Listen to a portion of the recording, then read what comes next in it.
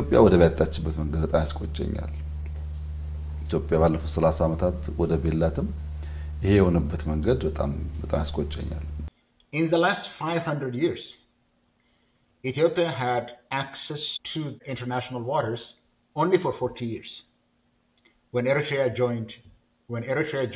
was joined to Ethiopia in a federation.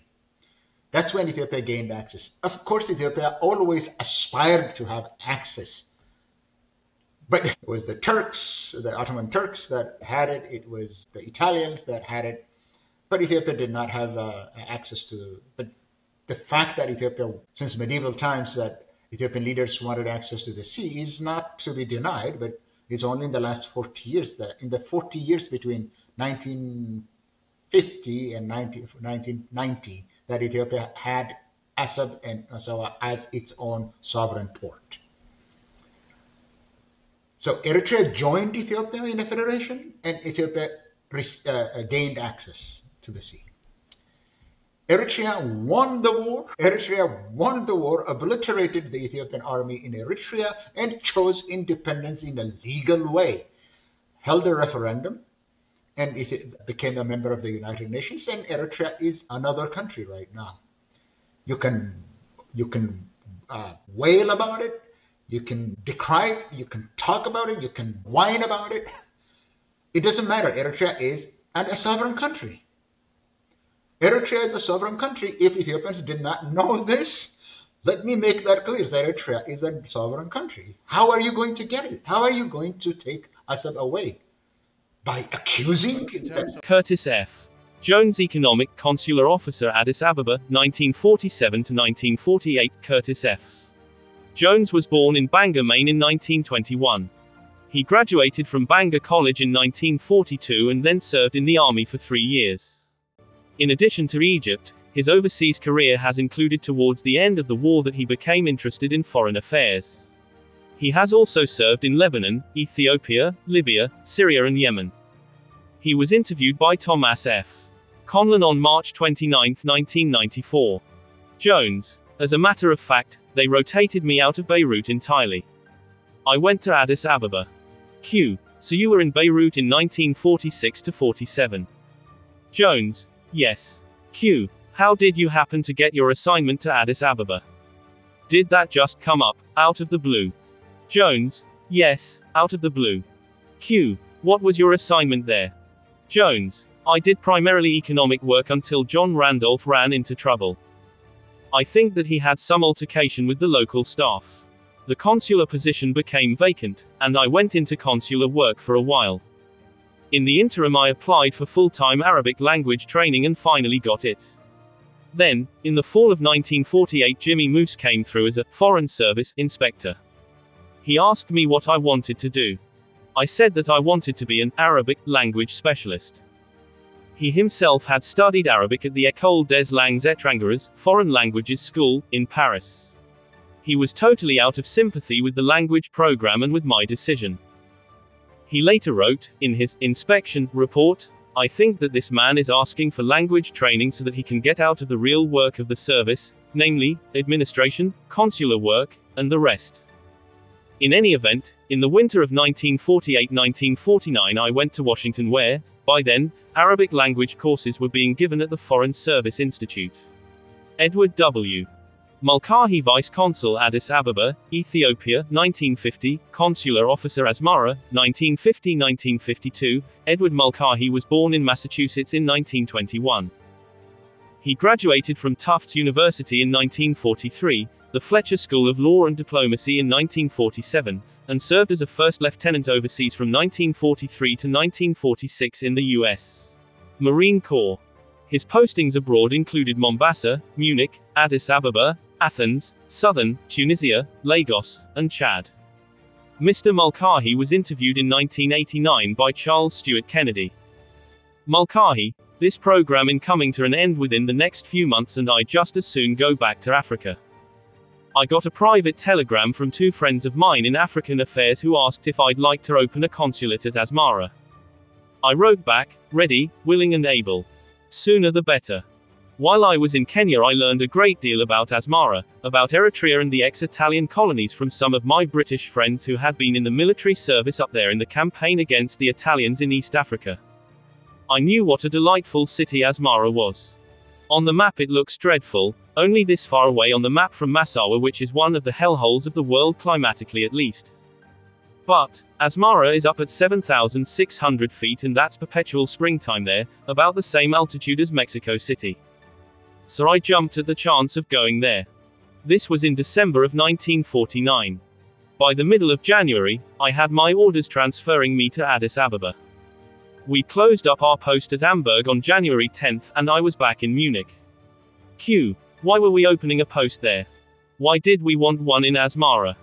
Mulcahy, we had an army group there, Signal Corps, an army security agency, since just after Pearl Harbor. The first army group going out to establish a small communications station there were on board ship in Cape Town at the time of Pearl Harbor. The British, who had taken Eritrea from the Italians, were occupying it by then with a civil administration, a corporal's guard of colonial service and Indian civil service types who'd left India and were out of jobs, 2 British regiments of battalion strength, very small numbers of British. They kept Italian law and Italian customs but, with minor changes in force and something like 80 civilians and 2 regiments and few policemen, they ran this country of about 1.5 million people. Q. Was that part of Ethiopia at that time?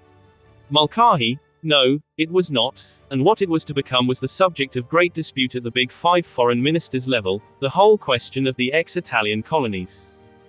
The reason for the rush in getting me out there, cancelling the home leave that I was well overdue for, was the fact that the United Nations Commission of Inquiry, on which we were not represented, was going out to recommend to the General Assembly what the future of Eritrea should be. They wanted me to get out there and keep Washington informed on a daily basis if possible what the tilt of the report or recommendations of this UN Commission of Inquiry would be. It consisted of South Africa, Burma, Guatemala, Norway, and a number of people from the Secretariat, including 2 Americans. I lived in the hotel, the principal hotel, where they lived and saw them at practically all meal times and entertained them over at the small military base, then called Radio Marina. There were about 75 Americans, counting dependents, at the base then. In the 3 years I was there it grew to 400 people. It ultimately grew to 5,000. Q. That was Cagnew Station. Mulcahy, at that time it was called Radio Marina because it was located in a compound occupied before the liberation by the Italian Navy. It was an Italian naval radio station that they took over. But the married people lived out in the town wherever they could rent houses. Life was very nice there. We had an ARPO, a commissary, officers club, sergeants club, enlisted men's club. It was a very nice post. If anyone fouled up, they got sent home as punishment. Politically, the thing was difficult, because everybody, including the major powers, had their own view of what should happen. We and the British favored the partition of Eritrea when the Muslim northern part of the country where the people were largely nomadic in any case going to the Sudan. Most of the tribes spent part of their year in the Sudan and then moved back into Eritrea during the wet season. The Italians favored receiving it back as a trust territory. In the case of Somalia they received their old colony back in the form of a trust territory. They favored that for Eritrea. The Soviets favored a trust territory directly administered by the United Nations, by the Secretary General. Such a thing never happened. We gave up the idea. Ethiopia wanted to annex the whole thing as a province, as its new province. The population was divided about evenly, maybe slightly more, maybe 52% or 53% were Coptic Christians, who spoke Tigrinya, the language of the people in the nearby province of Tigray in Ethiopia. The northern Muslims spoke a language called Tigray, but they also spoke 5 other languages, mutually unintelligible one to the other, for the most part. They were Semitic languages in the northern half of the territory. Along the coast there were islands of barely related Hamitic languages. But they spoke Arabic among themselves, fairly good quality of Arabic, as a lingua franca. While I was there I learned Italian, which I needed every day. Everybody needed Italian. That was the real lingua franca of the country. After I had a good grip on that, I went on to Arabic. It was the colloquial Arabic of the Red Sea area and a very useful form of Arabic, close to the classical. Those two languages would get you just about all over the country and nearby parts of Ethiopia. There was a great deal of Italian still spoken in Ethiopia in those days. My record shows an assignment at Addis Ababa. Quite true. I had to be assigned someplace until I had a consulate open in Asmara, so I was attached to the embassy at Addis Ababa, where I spent a couple of weeks in early February of 1950 and where I called on the emperor in top hat and morning clothes, borrowed. I didn't own those myself. Ambassador George Merrill, and later Rives Childs, at Addis Ababa and their staff were very generous in their support most of the time that I was in Asmara, running it as a two-man post with one foreign service female clerk in carrying the administrative load for me. Q. How did it work? Were you under our embassy in Addis Ababa? Mulcahy. Until Eritrea was federated with Ethiopia on the 15th of September, 1952, Asmara was an entirely independent consulate and I reported directly to the Department of State. Q. How did the embassy in Addis Ababa feel about Eritrea? Mulcahy. They were quite loyal. They used to have people over there from time to time and they had been doing what reporting there was on Eritrea available in the department's files. But I think they were probably sympathetic to the emperor's view that there ought to be a connection with Ethiopia.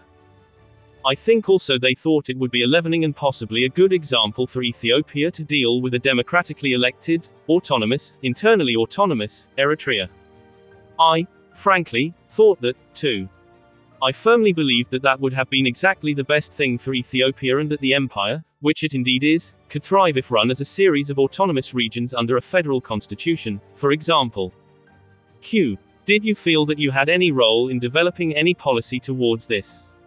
The federation came. Did it come without our pushing or pulling or objections? Mulcahy. I had regular consultations with the United Nations High Commissioner who eventually was sent out there, Don Eduardo Ans Matienzo, a distinguished former foreign minister of Bolivia, a very fine, erudite, cultured gentleman. Ans Matienzo was a good friend. We had a good personal relationship. I also had a close relationship with his principal secretary who was an Austrian, an old employee of the League of Nations, Ranshoven Wertheimer, and with all the key members of his staff whom I saw frequently.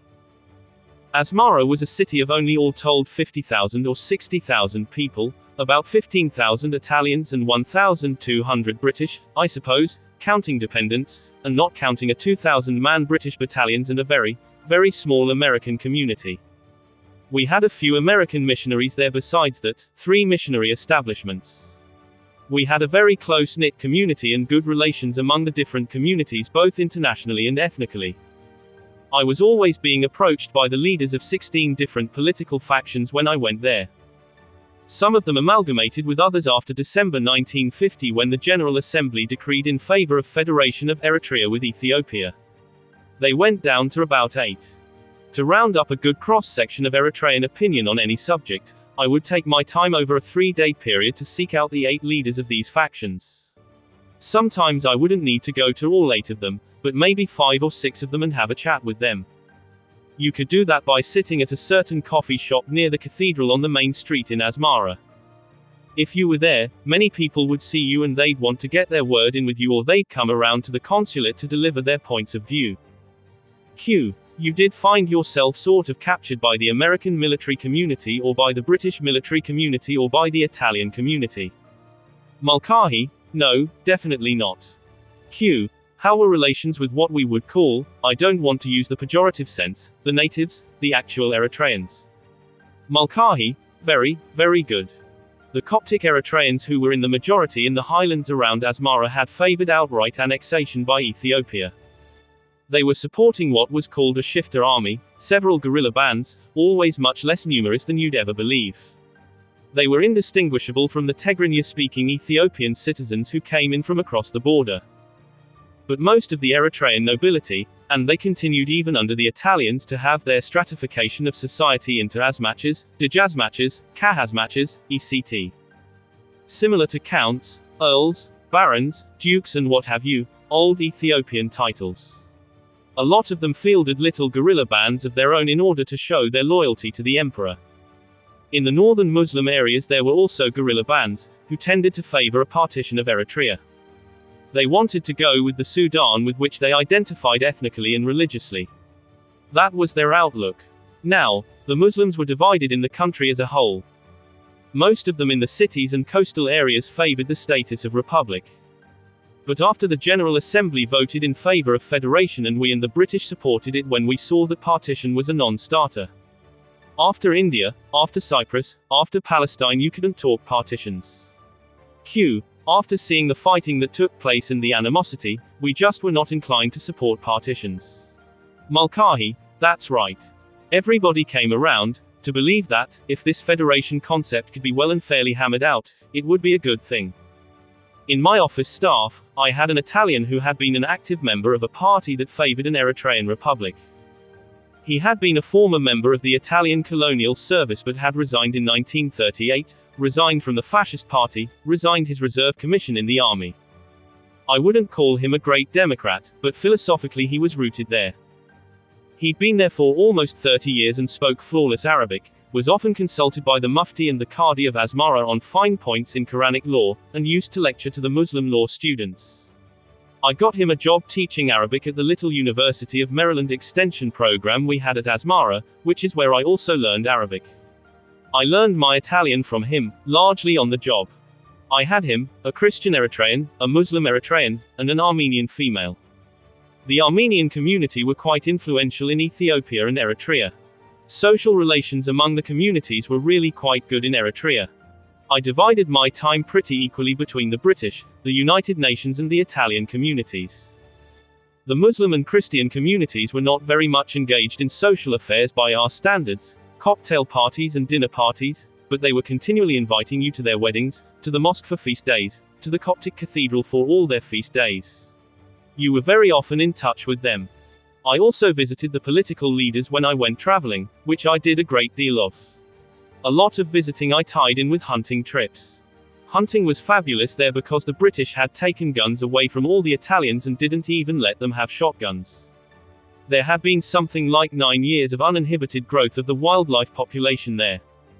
For birds and for four-legged animals it was a paradise for hunters. Was the continuation of our communications base in Asmara a major imperative as far as how we wanted to see Eritrea go? Mulcahy, whatever way Eritrea went, we wanted to be able to maintain the communications base there. At that time that little base was handling all of our military and diplomatic correspondence from the Middle East and nearby parts of Africa and boosting it to Washington, to a base near Washington, shall we say. I don't know whether that's still classified, so we'll just say near Washington, by high-speed telex so that it sounded like just a screech and was almost unmonitorable. I gather it was monitorable at the receiving end, but it would be considered fairly primitive by today's methods. All diplomatic and military communications went there from a large part of the world. The beauty of Asmara at the edge of the Ethiopian plateau with sheer cliffs all around was that it had almost trouble-free radio communications except in times of sunspots. No blackouts or 2 days of blackouts, say, in the normal year where Frankfurt and Manila, the other comparable bases in the world, and Panama, were blacked out for as long as a month during the whole year. Often Asmara would get all of the traffic of Europe to relay to Washington. Did this have any effect on how we voted for federation? Mulcahy, yes, but I think we had no agreement. I wasn't aware of any even secret understanding that the Ethiopians would allow the base to stay there. The agreement on our remaining there and on the whole subject of military relations with Eritrea, the final agreement and the initialing of the papers, took place in my living room in Asmara in September 1952 between Akilu Habtewold, the foreign minister, and our then ambassador to Ethiopia, J. Rives Childs. To make a long story short, 25 years later, when it expired, I was acting Assistant Secretary of State for African Affairs in Washington and drafted the notification to the Ethiopians that we didn't intend to renew it. Richard Street. F.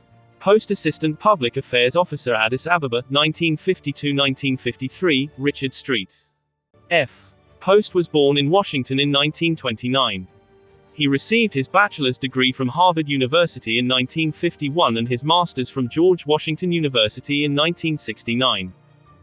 His career includes positions in Ethiopia, Hong Kong, Somalia, Swaziland, Lesotho, Angola, Portugal, Ottawa, and Karachi. Mr. Post was interviewed by Charles Stewart Kennedy in February 1990. Post: I had the basic officer course, which wasn't much in the way of training in those days. Then in the course of it we were asked where we wanted to go. I didn't really know where I wanted to go. But I thought that I would go to a place that had a nice exotic sounding name. So I put in for Addis Ababa. Certainly in those days, if anybody put in Addis Ababa, you would certainly get it. So we got it. Q. You went then to Ethiopia in 1952 until 1955. What was the situation like as you saw it? Post. The situation as far as the United States was concerned. Q. How you thought Ethiopia was running? Post. Well, the emperor was very much in charge. Haile Selassie. He had everybody cowed, including the diplomatic corps. As an illustration of that, whenever we saw the imperial Rolls-Royce, with its flag flapping, we were required, and we did, stop our cars, get out and bow as the emperor went by. Then of course, the business of having the ambassador present his credentials was another rather demeaning experience. Because he and all his staff would shake the imperial hand, but only after starting at the end of the hall, bowing, walking up halfway, bowing, walking up to the base of the dais, or throne, bowing, shaking the hand and then bowing and walking backward to the halfway point, bowing again, walking to the far end and bowing, and then scuttling off to the side. The guy was really in charge and in charge of us too. Q. It was the only place where you had to wear striped pants and a tailcoat for the ceremony. That and Japan were the only places left. Post. Would you believe? There I am, an impoverished, brand new foreign service officer, and to go there I had to invest not only in striped pants and cutaway coat, and the tuxedo, naturally, but white tie and tails. I had to have all these things. Thank God for SS. Schwartz in Baltimore. Q. For the record, SS. Schwartz was the one store that had cut-rate clothes wholesale and in a warehouse in Baltimore that would run exclusively for the foreign service. You could get summer weight clothes, for example, in the middle of a blizzard, because they stock year-round. What were you doing in Addis? Post. I went into the foreign service, and just at that point they decided that information work would be a permanent part of the foreign service function. As you remember, we were all supposed to be interchangeable parts. We were expected to have our tours of duty in consular work, political work, economic work, admin work and all the rest. So information work was added to that just at the time I came into the foreign service. About 10% of my class were asked if they would go into the information work. I thought that sounded like a fine idea and I did that. I was in Addis for about a year when they created a separate agency, U.S. Information Agency. I was then put on detail to USIA. So my job in Addis was as Assistant Public Affairs Officer. In that role, I did a lot of traveling around. We had an extensive film program, and that was a lot of fun, too, traveling around the country. But it was a country that was, aside from the emperor and the top, who had a reasonably good life, lovely homes and the rest of it, the rest of the country was really very abjectly poor. The city of Addis was a mess. It was dirty, except of course when there was going to be some state visitor. At those times we would have teams of coolies running around the main streets where the visitors were going to be escorted, putting up walls to cover the most obviously putrid parts, and painting all over the place.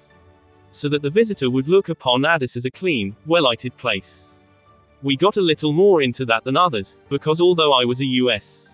officer I was assigned there in a position that was a little outside the normal workings of the embassy. I did not, as did all the other FSOs, I did not have quarters on the embassy compound. I had to go out and find my own. And we found a house that was brand new. In fact, we had to wait 3 months in the hotel while it was being finished. But it was in an area well removed from the embassy. The road leading to it was like crossing the Andes Mountains.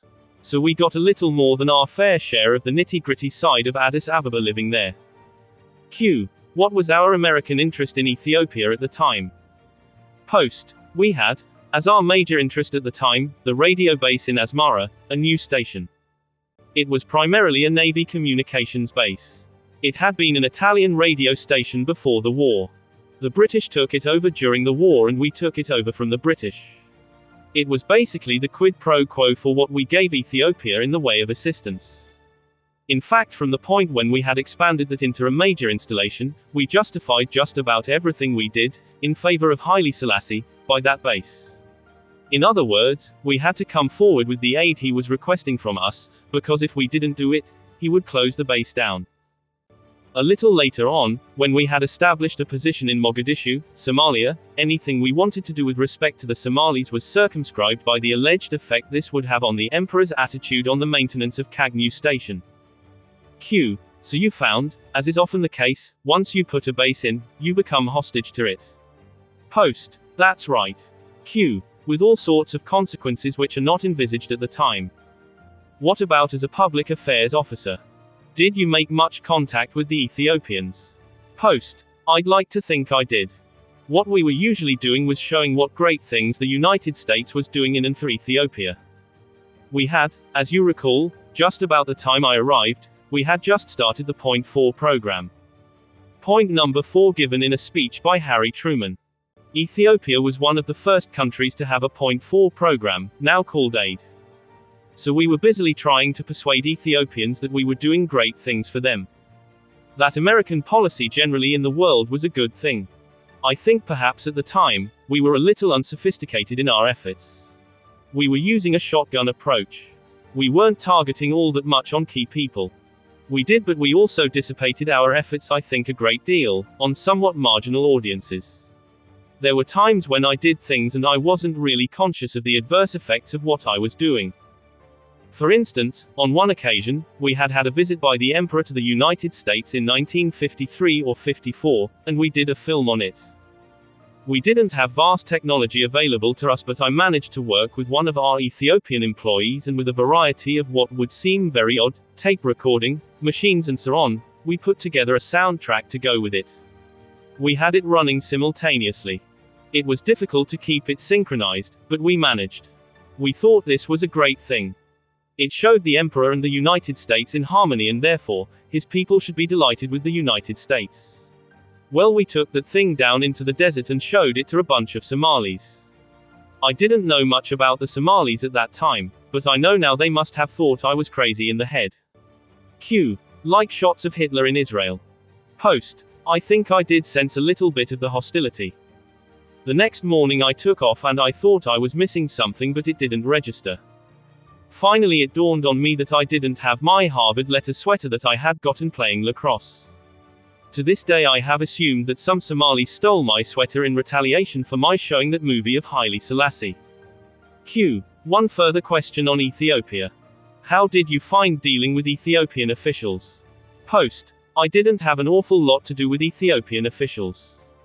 I did get to know a number of the younger members of the nobility, if you will, who did indeed occupy some positions in the government. These were people I would get to know socially. In some cases, I could do things through USIS that would be of benefit to them in their jobs. For instance, there was a Dejazmach Amir Abarakasa, who was a vice minister in the Ministry of the Interior. He had nothing in the way of a law library. Well, I managed to get USIS to provide him with a law library, which had been donated from some law school. So there was some value to what I was doing and what I could command in the way of resources that enabled me to make some progress with some of these officials. But then there was the social side as well. This is perhaps an illustration of how pampered this noble set of Ethiopians was. We were once invited, having invited a lot of Ethiopians a number of times to our house, we were finally invited by some young Ethiopian nobles to a picnic. When was the picnic? They said, we'll drop by at 9 in the morning and we'll pick you up. Well, by noon nobody had arrived. But finally about 1 o'clock they did come and pick us up. We drove off and went to some land near the airport of Addis that was owned by one of the families of these youngsters. They stopped and opened up the trunk of their car and they had there a beautiful picnic set. Knives and forks and dishes and so on. But no food. They said, well, didn't you bring some food? No. Didn't you bring some food? No. Well, we need something to eat, don't we? So they spotted a young boy, a young herdsman, with some sheep. And they went over and bought a sheep. Now we can have a sheep for lunch. Well, then the question was, what do you do with the sheep? You don't eat him raw, you don't eat him live. You've got to kill him and skin him and cook him over the fire. So who ends up having to kill and skin the sheep? Me. They couldn't touch it. They couldn't find any boy who was available to do this.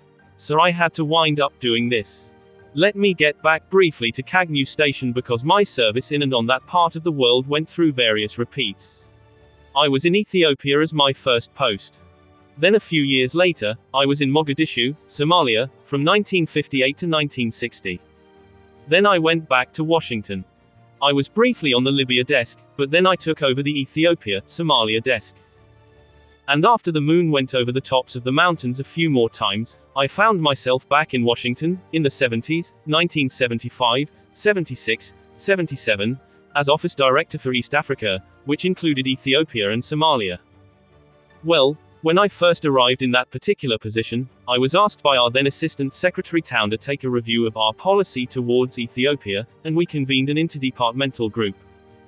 By then the emperor had been overthrown, we had a Marxist government in place, and our ambassador at that particular time, Art Hummel, had virtually no contact at all with this government. Either he couldn't get appointments to see the leadership or he didn't try. But in any case there we still had this enormous aid program, economic aid program, a huge military program. We had a mapping team in there. We had a consulate in Asmara as well as Kagnew Station. We had a vast USIS operation in the country. We had a medical team. Just about everything that we were doing anywhere in Africa we doing in Ethiopia. And it didn't seem to me and to others in this group that our interests in Ethiopia were at all commensurate with the vast amount of things we were doing there. Also by that time, satellite communications were being used and the technology totally outdated Kagnew Station. There was really no reason for us to hang in there. So I authored a NSM, National Security Memorandum, and got clearance throughout the Washington establishment, including the Defense Department, for a revised policy towards that part of the world, where we would scale down our operations in Ethiopia and we would try to build our positions in the countries surrounding, including Somalia, where we were not in very good standing at the time. The Soviets were very big in Somalia. We were also not well found in Sudan. But we had prospects of advancing our position in both Sudan and Somalia, particularly if we scaled down our operations in Ethiopia. That was accepted as policy. The first step was to go to the Ethiopians and say that, in line with the worldwide reduction in our MAAGs, military assistance advisory groups, we were going to have to cut down our MAG in Ethiopia. We had a couple of hundred who were supposed to be advising the Ethiopian army and they couldn't get any of the officers to listen to them. So they were basically cooling their heels. So we went to the Ethiopians and said, look, we are going to have to cut this by next fiscal year roughly in half. About 3 days later the Ethiopians came to us and said, you are not quitting, you are fired. We want to have the whole military advisory group out by 48 hours, and we want Kagnew Station closed, and we want the consulate in Asmara closed. Plus all of the USIS libraries around the country. We want you down to just the embassy. So we had a rather exciting time in the tank, up in the 7th floor of the State Department. We had to put together a task force to manage this. And we complied, although it took a lot of doing. They actually extended the deadline. Q. That must have been a relief to you. Post. It was. It accelerated the process and it meant that what we had to do, had to be done in a rather hothouse condition. Q. Any options missed dealing with them? The officer group came in when? Post. They took over from Haile Selassie in 1973. I was in Portugal at the time. And initially, it looked like it might be an interesting group that replaced him. He had a lot of shortcomings of course.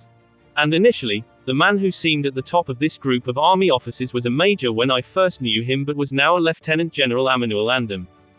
He was a very good friend of the United States. He was a very strong individual. He had the respect throughout the army. He was an Eritrean, too. And I had just rejoiced that this had happened, because of the possible effect on the Eritrean problem which, of course, had been simmering for years, with the Eritrean Liberation Group fighting a guerrilla war. Here was an Eritrean in charge in Addis Ababa who had the capability of resolving that conflict. And then he was murdered. There was another man briefly on top but he was murdered by Mengistu too. I don't think there was anything we could have done about that. I think that I have the feeling that we tended to not be too upset that we couldn't get too much of a hearing from Mengistu and the Derg people. We looked upon them as ideologically our opponents. Of course then they had to look upon us as opponents. We had always been the strongest supporters that Haile Selassie had. And so they had to assume that we, as his supporter, had to be hostile to them, as being responsible not only for dethroning him but for eventually killing him. I don't think we made a hell of a lot of effort trying to overcome that situation. Whether or not we could have is questionable. But we had the leverage, up until the time when I came on the scene, of being their sole military supplier. And I think we could have used that a little more than we did in terms of inducing them to be more open to us. Q. Back to Kagnew Station, there is the story that if it were left to the military, we would still have fully manned forts in Apache country. How about for Kagnew Station? This is 1977 period. Did you get much resistance in the Pentagon, or were they ready to get out too? Post. They were basically ready to get out. They were less eager than we were, but I couldn't say that they dragged their feet. When I, in drafting this National Security Directive, put in a phrase, which everyone else cleared on, to say that technology, communication technology, had now rendered Ethiopia of very little strategic interest to us, they put in a footnote saying that they didn't agree with that. I think what they didn't agree with was that there was no strategic interest whatsoever. Well, there is the Red Sea, so there is some strategic interest, but as far as the specific strategic interest that we had, that was what we were addressing. They certainly would not have wanted to move as quickly as they did. They wanted it to be a gentle landing. Edward W. Clark, Consular Officer, Asmara, 1953-1956, Edward W. Clark was born in New York and graduated from Princeton University and Cornell Law School. His postings abroad have included Panama, Asmara, Lima, and Buenos Aires. Mr. Clark was interviewed by Charles Stewart Kennedy in 1992. Q. Then you got yourself out of Central America for a while and went to Asmara from 1953-56. What were you doing there? Clark. I was consul there. Q. What was the situation at that time in Eritrea?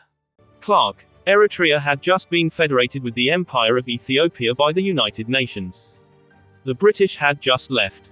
It was then turned over to a local Eritrean government but federated with the Ethiopian Empire. The Ethiopians had customs, immigration, defense and foreign affairs. The other things like garbage collection and local police and fire departments were part of the Eritrean government responsibility. Q. How did the Eritreans feel about this situation at that time?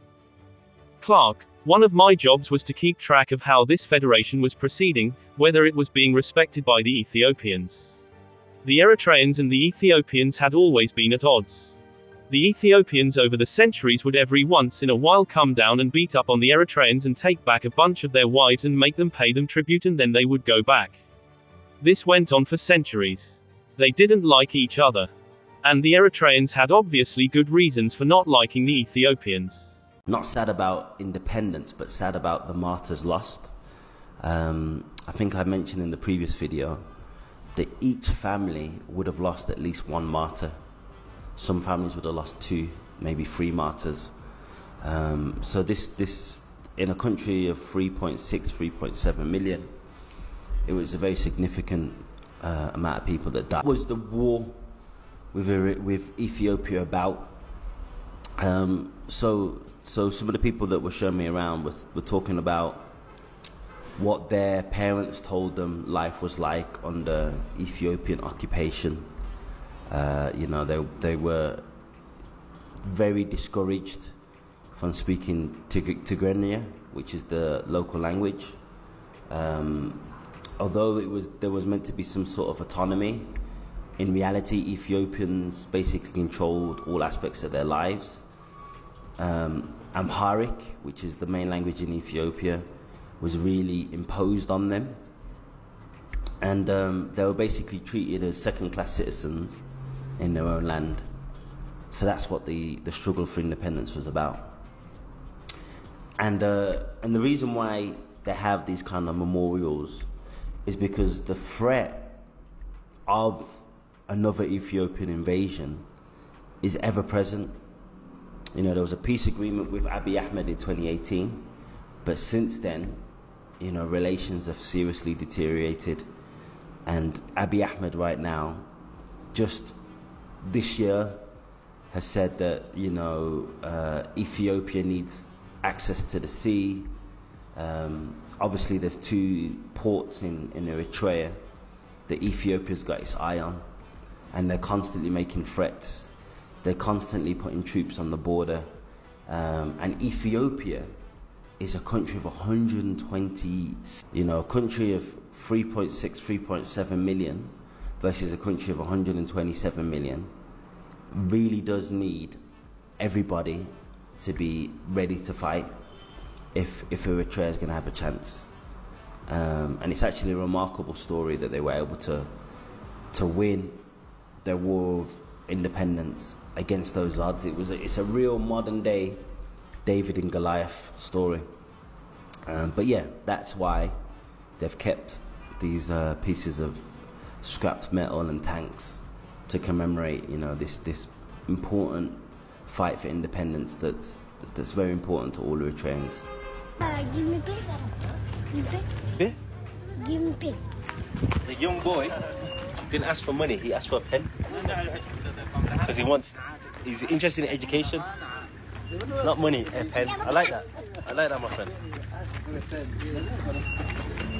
የወደብ ጉዳይ ወደብን በተመለከተ ኢትዮጵያ ወደብ ከ1952 ነው ይመስለኛል ኤሪትሪያ በተባበሩት መንግስታት ድርጅት ውሳኔ መሰረት ኤርትራ ከኢትዮጵያ ጋር በተቀላቀለች ጊዜ ነው ወደብ ያገኘችው። ከዛ በፊት ወደብ አልነበራትም። ምናልባት አክሱም። ከዛ በፊት ወደብ አልነበራትም ኢትዮጵያ። ከ52 እስከ 91 ለ40 ዓመት ጊዜ ወደብ ነበራት ማለትም የኮስታል ስቴት ሆና ውሃው ዳርቻ ያለች መንግስት ሆና ኤርትራ በፌደሬሽን ስለተቀላቀለች አሰብና ምጽዋ የኢትዮጵያ ወደቦች ነበሩ። ከዛ በኋላ ግን ጦርነት ተደረገ። ጦርነት ከተደረገ በኋላ ወደቡን ኢትዮጵያ አጣች። ምክንያቱም ኤሪትሪያ ነፃ አገር ሆነች። አሁን ይሄ ኤርትራ ከኢትዮጵያ ጋር በነበረችበት ጊዜ እውነት ወራሪዎች አሰብ ይመጣሉ፣ ምጽዋ ይመጣሉ፣ ይመጣሉ ግን መሰረታዊ የሆነ የኢትዮጵያ አካል በነበረችበት ጊዜ ወደብ አልነበራትም። ኢትዮጵያ አልነበራትም። መቼ ነው የነበራት ኢትዮጵያ? ማሳዋና አሰብ ከማን ጋር ነበር ለዘመናት? ኤርትራ ጋር ከተቀላቀለች በኋላ ካልሆነ በስተቀር ኤርትራና ከዛ በፊት የጣሊያን ነበር። ከዛ በፊት የቱርክ ኦቶማን ነበር ለ400 500 ዓመት አልነበራትም። የት ነው የነበራት? አልነበረም። ከዛ በፊት በመሐከል ባህረ ነጋሽ የሚባለው ያስተዳድር ነበር። አልነበራትም። ይሄንን ማወቅ ነው ያለባቸው ኢትዮጵያ ህዝቦች። አልነበራትም። ትግል ግን ነበራት። ትግል ግን ከሜዲቫል ጊዜ ጀምሮ የወደብ ባለቤት ለመሆን ወይም አክሰስ ቱ ዘ ሲ የሚለው ታሪክ አለው። ራሱን የቻለ ሰፊ ታሪክ አለው። ይሄንን ለማግኘት በጣም ትግል ነበራት። በአፄ ኃይለ ሥላሴ ጊዜ ጅቡቲ የኛ ናት የሚል ነበር። ጅቡቲ ነፃ ከመውጣቷ በፊት የኛ ናት፣ ጅቡቲ የኛ ናት የሚል ያንን ለማግኘት ትግል ነበረ። የራሷ ግን አልነበራትም። ያይ ናዓና ን20 ኪሎ ሜትር ባድማ 10 ዓመት ተዋጋእና አላ ሃገርሲ 1200 ኪሎ ሜትር ባሕሪ አልዋን ጣኽነውርሮ ኢሉ ዝሓስብ ድማ ኣብዲ أنا شعب كيتا يا بلي مبلغ كيتا أنا شعب كيتا يا بلي مبلغ كيتا حضر ومرانة معدن شعب كيتا يا بلي مبلغ كيتا حضر ومرانة شعب كيتا يا بلي انتم محبرية وانتم تدفجر يا بلي بكم تفرح وبكم تفتح يا بلي انتم محبرية وانتم تدفجر يا بلي بكم اتفرح وبكم تفتح يا بلي انتم من رفقوني ظلمة افياجر يا بلي يوم ركبكوا تحجوني يجي يا بلي وكله قلكم هلا خير يا وبركجي يا بلي عرلك باو حليب والعبيت عمرجي يا بلي اريتريا يا بلي مبلاسنا كيتا حضر ومرانة شعب كيتا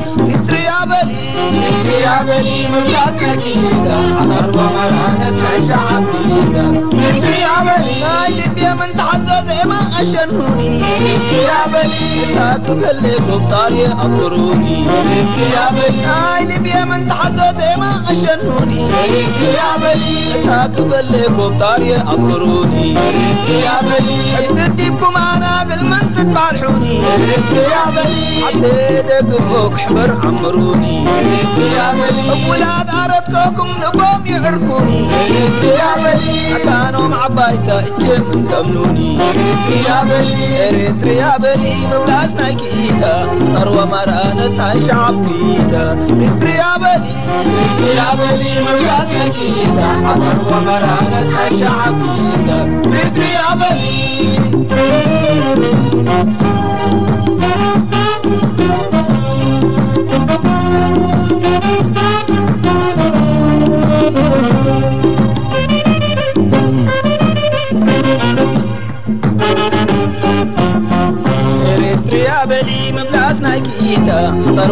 share like subscribe مقبرة يترسعوا thank you